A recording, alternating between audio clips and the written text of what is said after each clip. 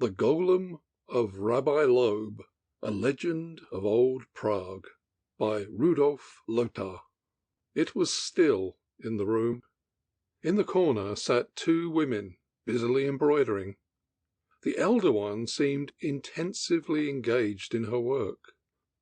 Her face, with the red cheeks and the labyrinth of wrinkles and furrows, bore evidence of happy contentment.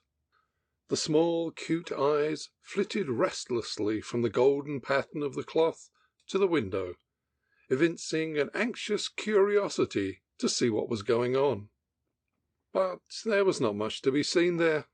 The Jewish quarters were very quiet about this time of the day, which was a little after noon, and but rarely was a stray wanderer seen to pass along the wall of the cemetery, situated on the opposite side of the street. In thick flakes came the snow down, covered the tombstones with white caps, spread a hermelin over the sarcophagi, and carpeted the roads.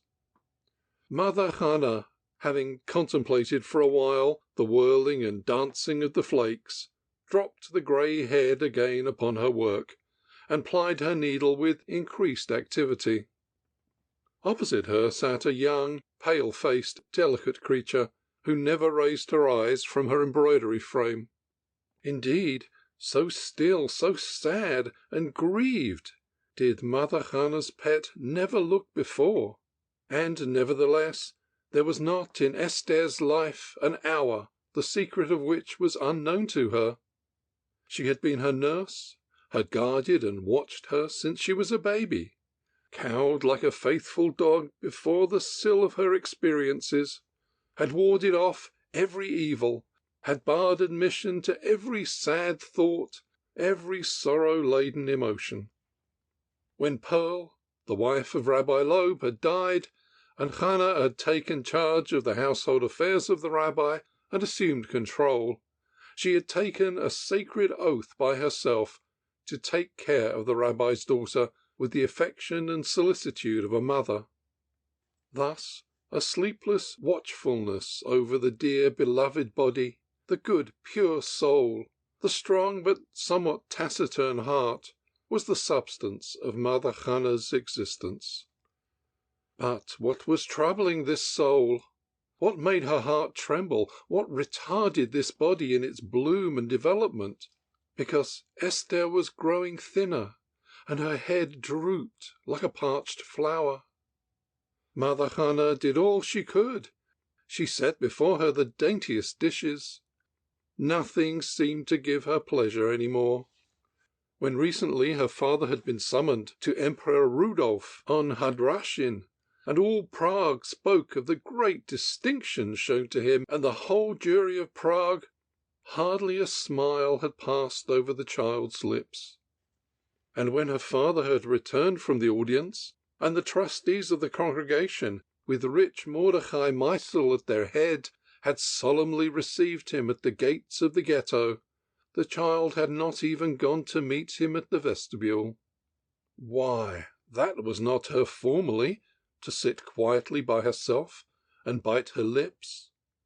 Mother Hannah paused in her work, stuck determinedly the embroidery needle into the cloth, closed her arms, drummed with her short fleshy fingers a few energetic tacks, and with sadly reflecting eyes, from which all cheerfulness seemed to have gone, looked at her pet. And as if Esther had felt the query of that look, she suddenly pushed the frame from her knee, slid down from the chair to the floor, put her arms around Mother Hannah, and commenced to cry bitterly. The sobbing shook her whole body, and for a considerable time continued in that state. Then the intensity of her grief seemed to relax, and it passed into a state of quiet, plaint and groan interrupted here and there by a copious flow of tears. Mother Hannah carefully laid her unfinished embroidery upon the table. The careless child came very near to spoiling it with her tears, then tried as hard as she knew how to draw from the tender bud, which seemed powerless to retain her composure, something like a confession or statement. But Esther would not confess anything. She shook her head in response to questions asked, did not speak, only cried. But as plying her with questions had no effect, Mother Hannah tried another way. "Are you not ashamed, my darling, to be so unhappy? Why, you ought to be joyful and happy as no other girl. Your father is the great Rabbi Loew, the best and wisest man in the whole city of Prague, the pride, the iron pillar of the Jewish world. Over the whole earth his fame is spread, emperors and kings speak of him, and all the learned men are his friends. What he writes is as precious as gold and jewels, and his speech God himself has put into his mouth. Why, you know that the great Tycho de Brahe, the astrologer of our gracious emperor, said to him during his recent visit, I could hear his words distinctly in the adjoining room, I bow before your wisdom. Do you hear? He bows before him. Does not that make you feel proud?" But Esther continued to weep and made no reply. Mother Hannah moved her body to and fro, and began again. "What is it you want, my lamb, my beautiful flower? You have everything which a wealthy girl can ask, and the best of it, you are now working on your own trousseau. This cloth will beautify your bridal couch." She suddenly stopped. She evidently had touched the gaping wound, because all at once the quiet sobbing broke out anew into a loud groan. Hannah nodded several times and frowned. Then she fell into another tempo and said, "This then is the cause of your tears? It is not so bad to get married. Why, it is the beginning of our true happiness in life. Through the bridal canopy passes the road to true joy. Your mother Pearl passed it with tears, as you do now, and the great Rabbi Loew has strewn it with roses of happiness. And I have passed that road. It is a long, long time ago, and I thought that my last hour had come, but I would have willingly trod that road over again when I mourned for my sainted husband. That which we fear as the darkest night, God's providence changes into bright day. Dry your tears and listen to me. I will relate to you how magnificently your wedding will be celebrated. Think of it." But she broke off in the midst of her speech. Esther had raised her face with such an expression of horror depicted on it that Hannah came to the end of all her wisdom. Almost timidly she continued, nevertheless, her words of pacification. "Is not your future husband, Eleazar, a sagacious, learned man? He knows how to interpret Scripture like no other. Even against your father he holds his own, and he knows how to form his words and dress them into speech that they can shine and throw off an aroma like flowers that grow on Zion.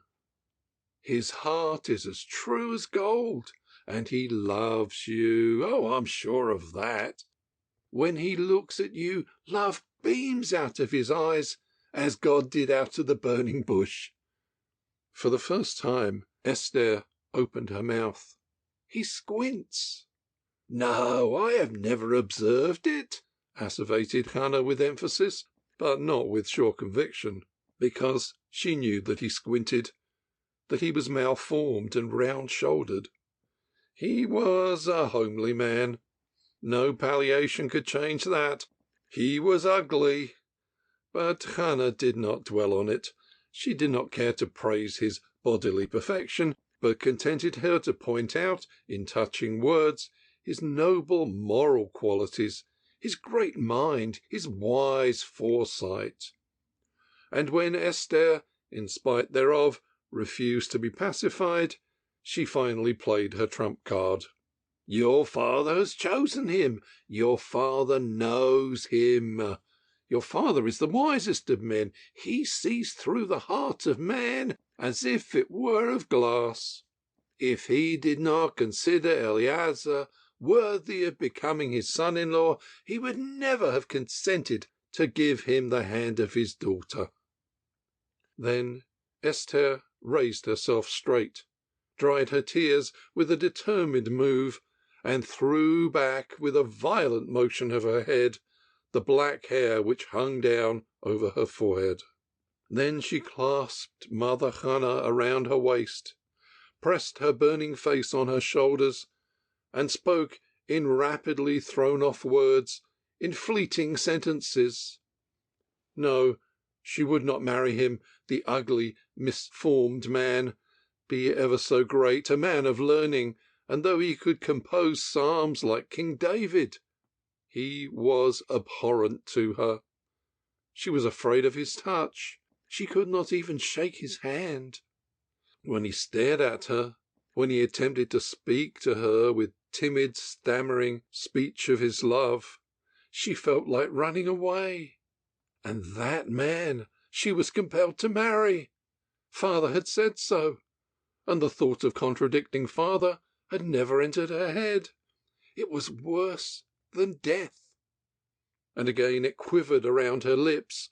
Her nose became distended, her chin pushed forward, 2 deep folds dug into her forehead, and a fresh current of tears rushed from her eyes. Hannah pressed the child closer into her arms, rocked her tenderly, and patted her hand. Racking her brains for some means of quieting her, salvation came unawares. Slowly somebody knocked at the door, and as no "come in" was heard in response, somebody angrily scratched with his feet. As no response followed, somebody opened the door cautiously and put his head through the door. That somebody was an old, little, jovial Jew, with a long fur coat, with high pointed fur cap. When he saw the 2 women, he rapidly stepped in, made all kinds of bows and compliments, and repeated a number of times, "Reb Shimon has come back and wishes you a good day." Reb Shimon was always a welcome guest in the Jewish quarter in Prague. He made extensive journeys and was a familiar visitor in Amsterdam and Paris. Sometimes he went to Jerusalem and as far as Persia and India. He traded in precious objects, wondrous jewels, rare curiosities, antiquities of great value, and as a sort of side-show he sold little knick-knacks, needle-cases, pomades, silk fabrics, and multicoloured cloths. He came together with bishops and princes when he had come into possession of some extraordinarily rare object, and he liked to see women and young girls cheapen for a yard of ribbon or a pot of salve. He knew the prices, and always came off best. His profit was never exorbitant, and Christian and Jew knew Reb Shimon as an honest man. But there were some dark rumours current about him. He was reported to be an adept in the occult sciences, and was familiar with the art of conjuring up spirits. He was called with anxious fear a necromancer and treasure digger, and there were people who asserted that they had seen him in disreputable places, in converse with invisible spirits. But if one looked at the harmless little man, with the jokes upon his lips, with the droll mobility in his legs, with the thin arms constantly moving in every direction, the story of his trodding uncanny paths was hardly credible. Reb Shimon had his pets, to whom he sold nothing, but to whom he constantly brought presents, valuable objects or trinkets as it happened. At one time a ring with a smaragd, at another time a toothpick of olive wood. Among his favourites were Rabbi Loew and daughter. From every journey he came with big and small packages into the house, where the stone-carved lion held guard at the gate, and where he received invitations to dine, telling the adventures that he had passed through. Then The rabbi locked himself up with him in a private room, where they passed whole nights together, and no man knew what they spoke about, or what transactions they had. When Hannah saw the guest, she held out her hand to him, and bid him a cordial welcome. Esther, her eyes still red from weeping, was compelled to smile when Reb Shimon posed before her in the most comic attitude and complimented her on her beauty.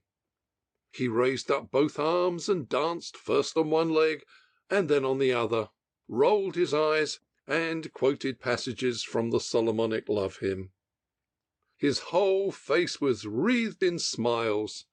The thin, grey chin-whiskers fluttered lustily in every direction, but behind the foolish jokes was the background of real, genuine admiration, which the young girl understood and appreciated. It did not take long, and the little merchant was comfortably seated near to the two women in the corner of the bay window, and related to them many wonderful things which kept them in constant astonishment. He had just come from Persia, had met there wondrous animals that could talk, and human beings who could fly, and in the midst of his recitals he interrupted himself frequently, and dipped his fingers into the pockets of his fur cloak, and hauled out many queer things: a ring with a peculiar stone, into which were cut all the signs of the zodiac, a precious amulet, a tiny pot with boiled rose leaves, a dried flower which would bloom anew if put into water, and with droll sayings, jokes, and presents, Reb Shimon accomplished the miracle in which Hannah had so egregiously failed. Esther forgot her grief, and laughed with her whole heart, like an innocent, jolly girl. No one was happier than Hannah to see her Esther laugh again, and she burst out laughing when she saw Reb Shimon snicker, and the queer modulations of his voice were too comical for anything. He stretched out his thin legs, threw his head back, and simply roared with merriment. It was indeed a merry trio in that bay window corner. Suddenly it all stopped. Rabbi Loew, as if he had dropped down from heaven, stood in the middle of the room. Esther hurried up to him and kissed his hand. He clasped her head with his hands and kissed her upon the forehead. Reb Shimon came dancingly along and poured forth an irrepressible flood of greetings. Again he raised his hands towards heaven, called upon the Lord and his heavenly servants as witnesses to the excellent physical condition, healthy and robust look in which he found the rabbi. But at the sight of the quicksilvery little man, a dark frown spread upon the brow of the rabbi. He pushed his daughter Esther, who had leaned on his breast, his long streaming grey beard flowing over her head, softly aside, gave a hint to Hannah, who, standing aside at some distance, awaited in humble attitude his commands, and in brief, rapid words bid Reb Shimon to follow him. The two men went to the rabbi's study. The women returned to their former seats, resumed their work again, and took up the interrupted chain of thoughts. The laughter had disappeared. Esther looked out of the window. She felt as if fate had rolled a tombstone over her gaiety, such a tombstone as were those standing in rows in the cemetery opposite, and as if the silent snow of heaven covered that tombstone with a shroud. End of section 1. Section 2. The study of the rabbi had the appearance of a laboratory rather than the workshop of a man of letters. A hearth with various peculiar vessels stood in the middle of the room. Leaves with mysterious scrawls hung on the walls. A circle drawn with chalk on the floor caught the eye, and it was intersected by a network of lines between signs of the zodiac and Hebrew letters. On the table, bulky volumes were piled up, books on the writing desk, books in long rows on shelves lining the walls, books like towering peaks everywhere, threatening to overwhelm you. Even on the couch where the rabbi was in the habit of taking a rest were deposited books and manuscripts. The rabbi locked the door behind him and paced up and down the room, hardly taking notice of his visitor. His hands were crossed behind his back, his head bent down. The furrow between the eyebrows was becoming deeper and looked more threatening, whilst his hair seemed driven by the breath of anger over his temples, and above the high forehead with its protruding bumps, molehills of thought camped in black stillness, indicating an approaching thunderstorm. Suddenly it burst. He stood still in front of the little man, seized him by the shoulders, and screamed at him, "You have brought trouble into my house." Reb Shimon shrugged his shoulders, closed one eye, and with the other winked at the rabbi significantly. With a deft movement of the body, he released himself from the grasp of the rabbi. He then contracted his lips, and with an audible noise hissed forth the air. Then he played with his chin whiskers, sat edgeways on the chair, and said quite low, but with deliberate bravery, "Trouble? Oh, Rabbi, have you not always spoken thus?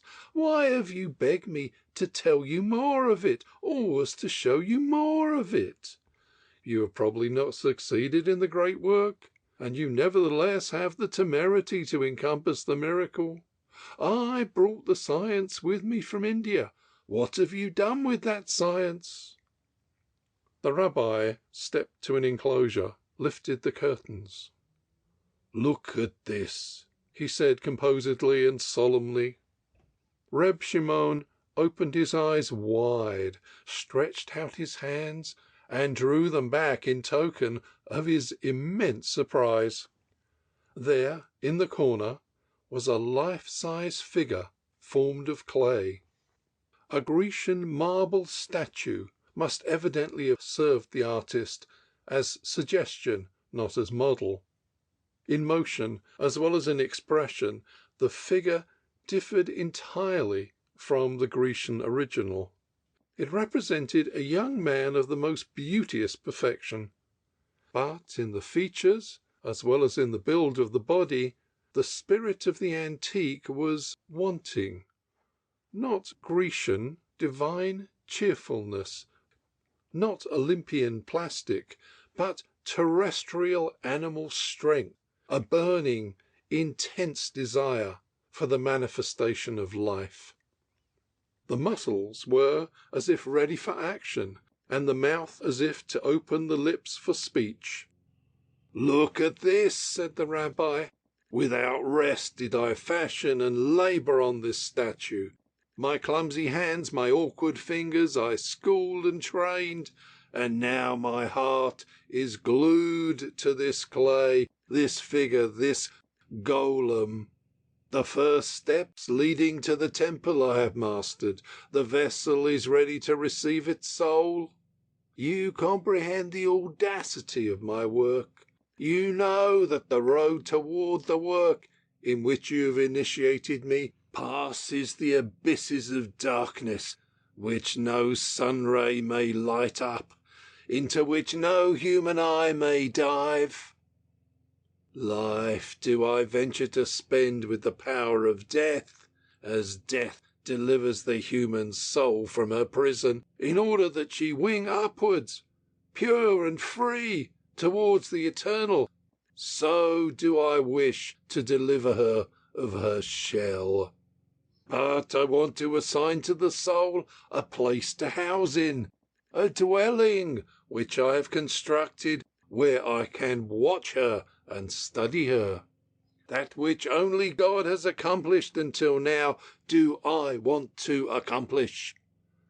God holds converse with the souls before he sends them down to earth, before he decks them with the terrestrial cover. And he speaks to them when they return from their pilgrimage, after the cover has been torn. The rabbi did not utter these words in defiant tone. They fell from his lips like iron fragments of his will. See now, Reb Shimon, the manipulations and forms you did teach me, the essence of the mystery I had to dive for. Only since I comprehend do I feel the grandeur of my work. I stand in the face of the fountain of existence and dip into it. And I know the significance of the running and coursing, the splashing and rushing of this well. God is the mouth of the spring, and God is the great ocean into which all the drops flow. From his right hand do the drops fall down to earth, and into his left he receives them back. Who would undertake to obstruct the path of a single drop? The rabbi impatiently locked his hands together and vacantly stared at the smoke-darkened ceiling. If you have arrived at that understanding, he said in a tone of irritation, why do you torment yourself with magic art? Why do you want to learn from me the means to encompass the impossible? The rabbi interrupted him violently. The magic art is not the science of the impossible to me. It means for me penetration to the utmost confine of the attainable, the exploitation of causes hidden to the uninformed, the seizure of effects which others do not see. I cannot give other forms to the forces and elements, but I can press them into my service. I cannot stamp new spirits out of the void, but I can hear the voices of the spirits, and I compel them to do my bidding, and they shall give me their aid to encompass my work, because it is near completion. Observe that every human being is endowed with a particle of the world soul. It welled forth from the mother font of the all, and takes its way back to the ocean. But from God emanated it, it returns to God. That particle is the portion of life, and of it he must make the best. But 1,000 chains, clasps, weights, press and press this particle from every side. What our ancestors thought and did changes into the leaden burden of tradition. That which our fellow beings think and do turns into bonds of customs, prejudice, and education. And thus the soul is dwarfed and deformed. The prison of the narrow body, with all its littleness and contraction, obstructs its development. The gates of the prison are barred, the windows that open into the world outside are blind. Death only opens gates and windows. Divine is the soul before man is born, and divine will she be when he dies. And such a divine disenchained soul will I assign to this frame. Have a care, whispered Reb Shimon, that the experiment fail you not, that the soul do not escape you before she finally accomplish her entrance into the body. Have you impressed your memory well with the magic formula? Do you know all the signs the elements pay obedience to? Let us pass once more in our mind the path to the mysterious work which I can confide to you, yet what is still unfamiliar to you. I have just returned from India.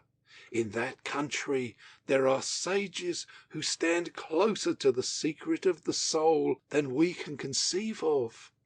There I have seen the work encompassed with my own eyes, the work which you are about to begin. Let me render a report to you. Just as the will-o'-the-wisps seek each other, seize and encircle each other, so the looks of the two men seemed to emit flashes of burning intellect sparks. Then the animation became hushed, and words were exchanged in almost inaudible whispers. Only an occasional emphasis caused a hissing sound. The rabbi had sunk down deep into the cushions of his easy chair, and opposite to him crouched in a bending position the mannequin of the traveller, like a tiny birdie over the head of the eagle. Reb Shimon had left the room hours ago. The rabbi, however, remained in his seat motionless, his hands crossed over his knees, his figure bent, his head thrown back. He thus stared with eyes wide open into vacancy. The great mystery. He had fathomed it. It was within reach. He held the keys to it. How magnificently would the divine nature manifest itself in the pure, free human soul? What would be her first word, her first act? A hosanna of the power, a revelation of the power which is the mother of the all-soul. How will that power speak when tongue is given to it? The word of God will stream from it, the mighty word, "Thus do I speak." Cripples, deformed and malformed cripples, are the souls of men. Confinement and compulsion of life burden them. To free her with one stroke, to open the portals of divinity with one cleavage, who could accomplish that? He could do it. He, the great Rabbi Loew. Before him stood the pure vessel, overpoweringly magnificent to behold, and it yearned for its substance. The rabbi was aroused from his dreams by a great noise. Something stumbled up the steps, sounding like a being audibly panting and breathing heavily. The door was opened violently, and, swaying helplessly, an ungainly man tumbled into the room. Small and ugly, deformed, lame in one leg and high-shouldered on one side, a dwarf with an abnormally big head, he leaned against the doorposts. His dress was torn and covered with mud. Blood trickled down his cheeks into his thick black whiskers. His hands were also bespattered with blood. The rabbi was horrified and jumped up. It was Eleazar, his future son-in-law. "Eleazar, where do you come from? What has happened?" he exclaimed. Eleazar breathed heavily and had trouble to utter a word. He stuttered, attempted to open his mouth as if making an effort to laugh or to cry, made a motion with his hands as if trying to seize something, and swooned forward. The rabbi caught him as he fell, and carried him in his arms and laid him on the bed. Then he bathed his face in water and examined his wounds. They had been caused by having been hit with pieces of rock. From the disjointed words which he gradually hissed out from between his pressed teeth, the rabbi was enabled to construct a probable picture of what occurred. Eleazar was crossed at the Hadrashin by a number of frolicking young noblemen who wanted to have their sport with him, as people were apt to take the deformed, almost hideous figure of the diminutive Jew as their butt, and a quarrel ensued. And what is remarkable, the little fellow had the temerity to fight, as if he were not a Jew at all, but a man, like the rest of the Christian populations, and he assumed an attitude of defence. Of course, when the Jew impudently put forth the claim that he had honour about him, and would not consent to be tossed about for the mirth and laughter of the sport-loving high-bred boys, the mirthful temper of the young aristocrats turned into anger and wrath. In an instant the whole pack was after the little hunchback, and a big mob who sided with the young men joined them in the chase. In a wild run they all sped down the hill, across the bridge into the old city and the Jews' quarter. The chase was terribly lively, and some of the young noblemen could not hold out to the end. They had to fall behind. They were so convulsed with laughter that they could go no further. Finally, in the narrow streets of the ghetto, Eleazar succeeded in getting away from his pursuers. With the exertion of all the strength left to him, he finally reached the house of the rabbi. But when he got there, he broke down. Exhaustion and pain spread the merciful cover of leaden stupor over him, and he fell into a deep sleep. The rabbi bent over him. What a deep treasure of noble sentiment, of pronounced virility, of moral excellence was embodied in the bosom of this ungainly man. But will Esther ever recognize his true worth? Will she ever be able to forget the humble vessel in which the precious jewel was enclosed? The rabbi hoped that his daughter would be able to rise up to it. He who could read souls and search hearts had weighed Eleazar's love and heart. The happiness of his daughter he had placed in the other scale, and the balance was even. And while thus bending over the sleeper, and moving aside with tender touch the dishevelled locks glued together by the exudation of perspiration, a thought suddenly struck him. That thought was like the sudden leap of a wild beast upon the breast of a man. So great was the shock that the rabbi was almost stunned. Was it not a special dispensation that just at this time, when the rabbi was busy with his mystery, a human being was stretched in deep sleep in his room, a sleeper whose soul was worthy to dwell in a pure vessel? Only for an hour would he want that soul to exchange her present abode for another. When Eleazar will wake up, the soul will have returned to the old prison house, and like a past dream will her freedom be but a faint, paled reminiscence. Nevertheless, the rabbi hesitated. His work appeared to him all at once like a sinful interference with the power of God, an arrogance of human power, like the whispering of demons who dwell on the borderland between life and death. In short, violent, conflicting blows between yes and no wrestled with hesitation within his bosom, and, with a powerful effort, like the seafarer pushing with one foot his boat into the water, cutting loose from the land, his will triumphed. Silently, the rabbi proceeded in his enterprise. He drew the clay figure from the alcove and placed it at the head of the sleeper's bed. He lit in the tripod the mixture of herbs and metals, and drew new circles on the floor. Then he appealed to the 4 elements for assistance and cooperation. He strewed sand on the floor and conjured the earth to bear the form constructed of its elements. He drew water in the hollow of his hand and sprinkled it upon the sleeper and the clay figure to wash the soul, the water coursing quickly. He took a burning log from the hearth, and with the flaming wood drew an arc from north to south, and conjured the flame to preserve the heat of the soul on her pilgrimage. And then he held up his arm, and placed under the ban, to stop the breath when the soul is about leaving her abode to slip into the new dwelling. Then he began his incantation, reciting the formulae and making the signs. From time to time he paused.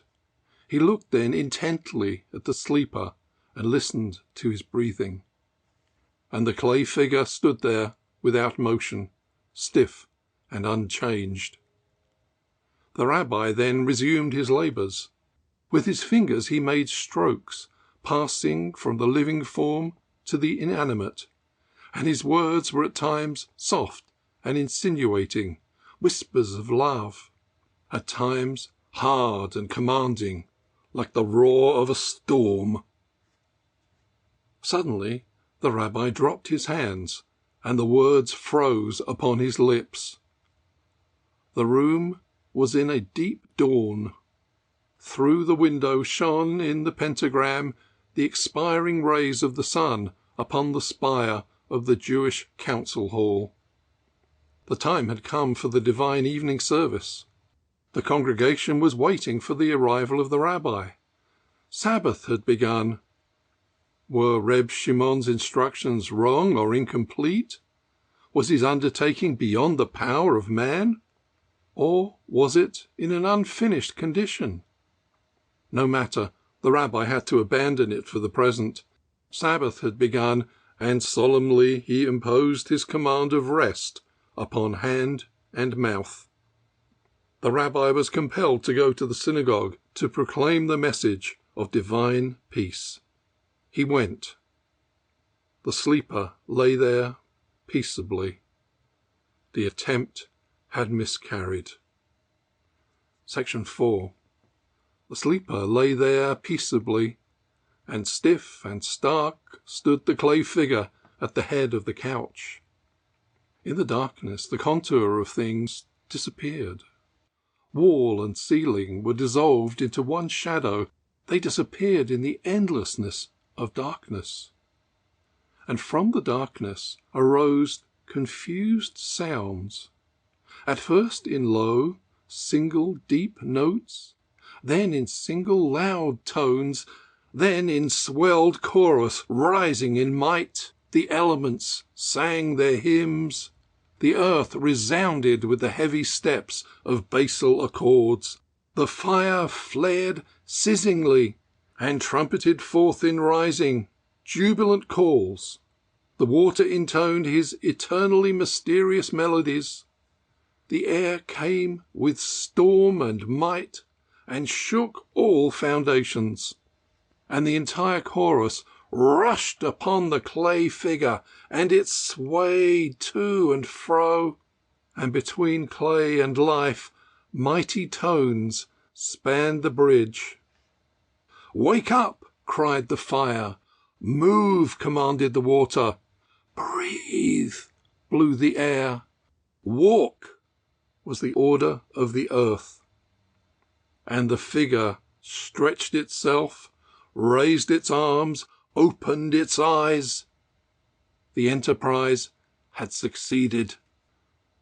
Speechless, motionless, in deathly stupor, the form of Eleazar lay stretched upon the couch. His soul had flown.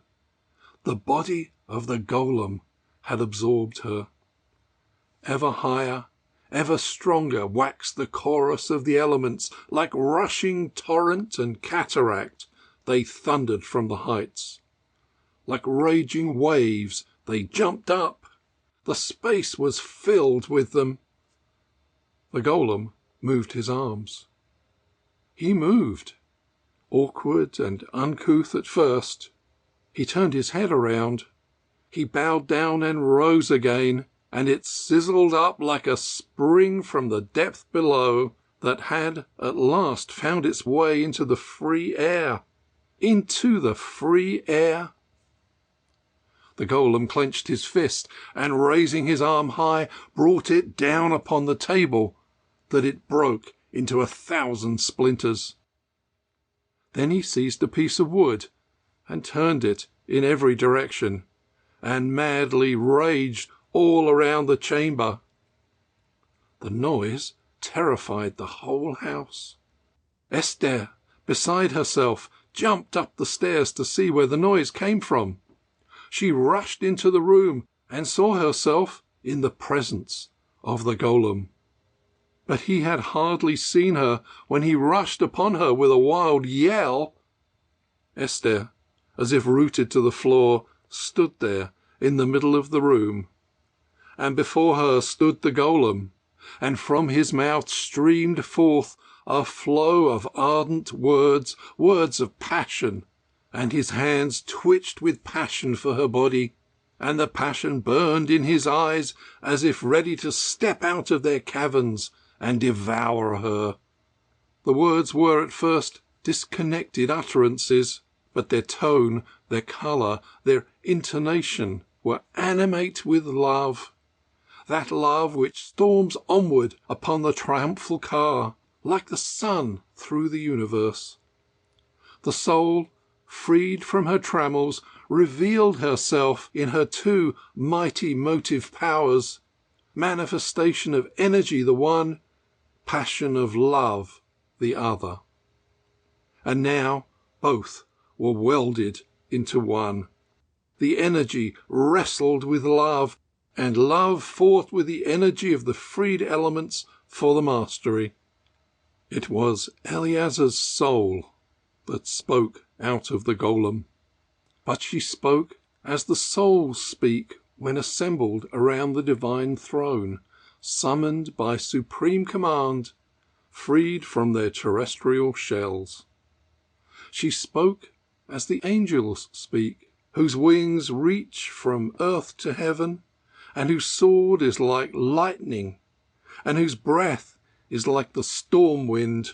That which is divine endowment in the human soul, the divine strength, is materialized in the angel, and the trumpet tone which resounds through the eons, both merged into one, is metamorphosed in a summons to love.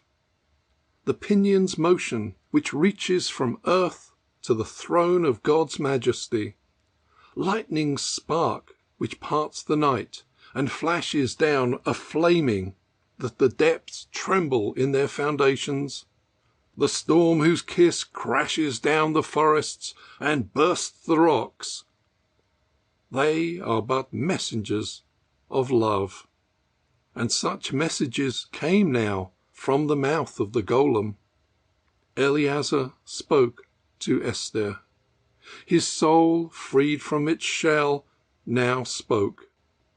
An angel stood before the trembling maid. She felt the lightning spark as it entered her heart. She felt the storm wind as it struck her lips. She felt the wings that fluttered around her. Part 5. The rabbi pronounced the priestly benediction in the synagogue.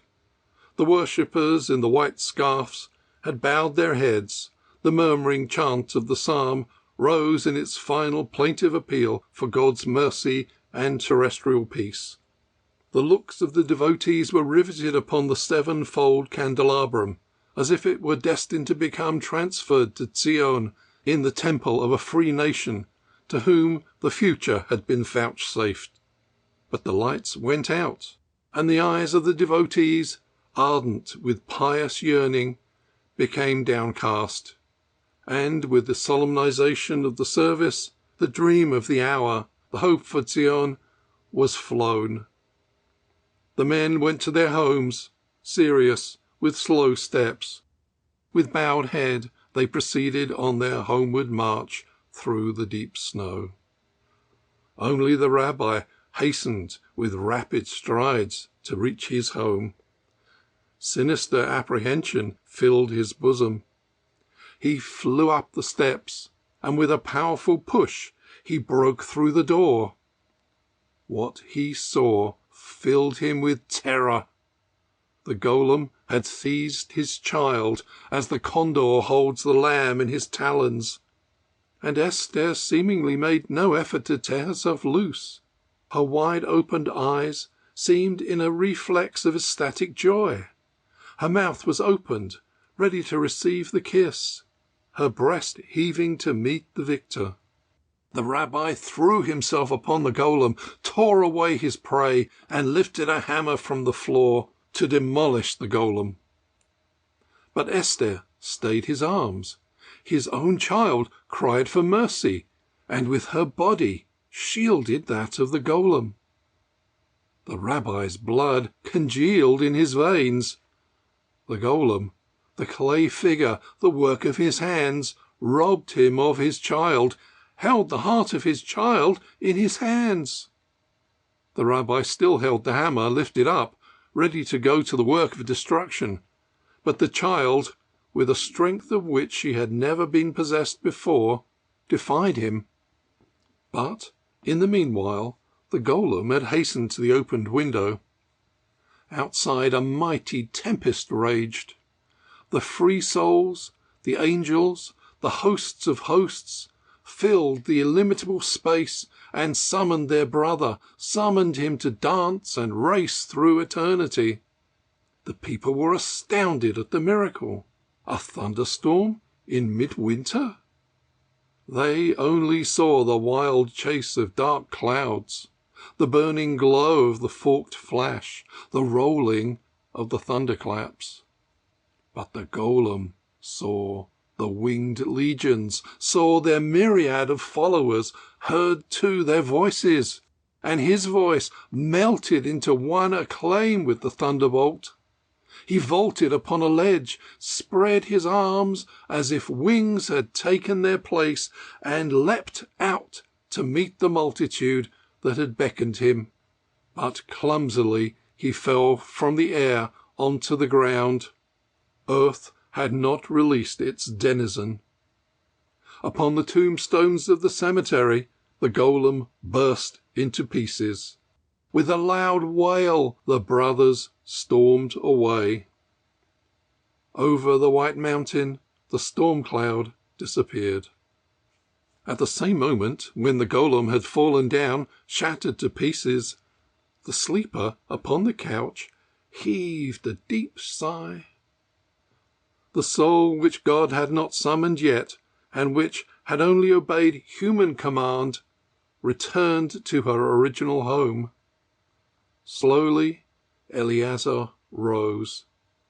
He was dazed, but his eyes fell upon Esther, who, overpowered by what she had seen, had sunk upon her father's breast, and timid and awkward as was his habit, Eleazar approached them.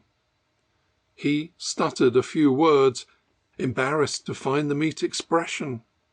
But a peculiar change had taken place in Esther's mind. She recognized the tone of the voice. She recognized the sentiments which trembled through that voice. She recognized, in a flash, the soul which dwelled in the ungainly body of Eleazar, which a few minutes before had raised her up with the divine kiss of love. And the wise rabbi surmised what was going on in his child's mind. Without uttering a word, he joined the hands of Eleazar and his child. "Go forth," he said. "Knowledge is the entrance to love, and knowledge may be the retrospect of your life when your hour has come, and may both be a blessing to you." And when the door had closed behind Esther and Eleazar, the rabbi knelt upon the floor and prayed to God. "Lord, thy mercy is beyond measure. The presumption of thy servant thou punishest with the revelation of thy goodness. My work lies shattered among the dead, but it has served to bring happiness to my child. The soul of Eleazar has spoken to my child with the force of voice which thou alone mightest hear. As the angel speaks, so spake that voice. Thy breath, O Lord, spake out of that golem, and thy breath, O Lord, is the power, and thy breath, O Lord, is the joy. Thy word is love. From beginning to end endureth thy love. Thy name be hallowed in all eternity. Amen. End of The Golem of Rabbi Loew, A Legend of Old Prague by Rudolf Lothar. Recording by Adrian Pretzelis.